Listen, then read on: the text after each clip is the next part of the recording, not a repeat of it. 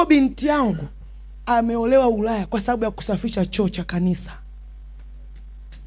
Aliniambia, mama, nasali kanisa, natamani kumtumikia Mungu, ila kanisa letu lina watu wengi, praise team imejaa kila mtu. Nikamwambia, kitu gani ukipendi kwenye kanisa? Akasema, sipendi vyoo. Ukiwa ibadani vinanuka mpaka ukiwa ibadani. Nikamwambia, sasa wewe kasafishe vyoo.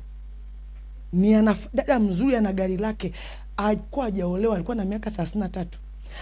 Akaenda supermarket akanunua vitu vya maana, akaanza kusafisha vyoo.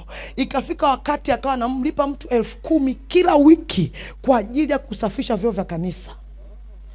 Ikatokea semina kanisani kwao, wamekuja wageni kutoka Marekani.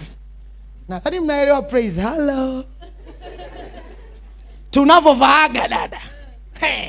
Na nyimbo zote za Kiingereza hapa, praise hello Jesus my God. Oh.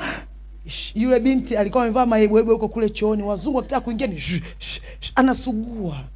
Siku ya mwisho ya semina, wale wazungu walisimama. Akasimama mtu mmoja akasema, pastor, tunashukuru kwa huduma, lakini tuseme ukweli, tumekaa kwenye hili kanisa kwa siku 4, tumejisaidia vizuri, vyoo vinanukia. Kuna dada tulikuwa tunamkuta toilet anahakikisha vyoo ni visafi. Binti akatafutwa, akaja na amevaa magloves.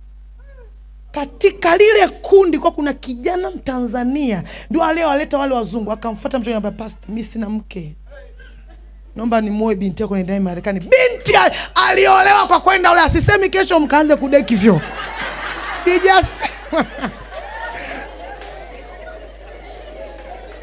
Sijasema.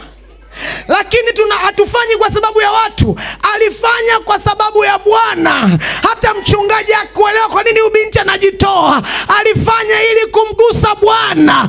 Aligusa pindo. Fanya vitu vya kugusa pindo. Maombi yako yaguse pindo la Bwana. Usikubali kukaa kizembe kanisani.